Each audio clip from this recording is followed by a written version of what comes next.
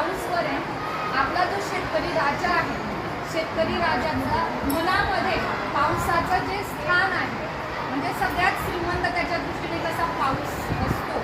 राव म्हणजे श्रीमंत व्यक्ती, राव म्हणजे श्रीमंत व्यक्ती. मग शेतकऱ्याच्या दृष्टीने पाऊस कसा श्रीमंत आहे ते मी माझ्या कवितेतून मांडण्याचा प्रयत्न केला आणि समजावले. आपले जैन आपल्यासमोर सादर करत आहे. पाऊस ही श्रीमंती मी आई आणि भाषाने बोलतो.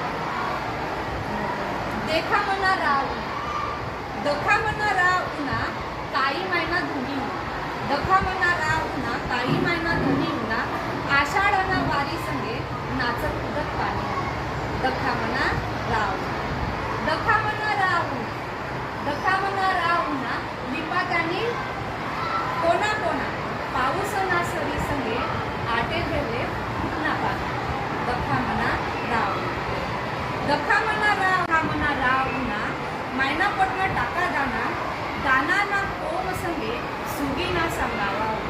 दखा मना राव, दखा मना राव उन्हा, दखा मना राव उन्हा, जसा हिरवईना बजार उन्हा, दखा मना राव उन्हा, जसा हिरवईना बजार उन्हा, जित्रा बना चारा संगे रान भाजीना पाहुणचार. दखा मना राव, दखा मना राव उन्हा, दखा मना राव उन्हा, जसा नौपट नारायण उन्हा. नौपट नारायण म्हणजे गर्भश्रीमंत. आपला पाऊस एवढा श्रीमंत आहे का. दखा मना राव उन्हा, जसा नौपट नारायण उन्हा, घरी दिना साज संगे मना लेकरेसना घास.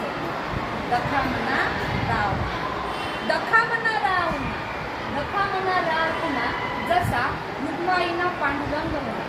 दखा मना राव उन्हा, जसा रुक्माईना पांडुरंग उन्हा, सरीसना टाळ संगे बरकतीना आशीर्वाद दिना, बरकतीना आशीर्वाद दिना.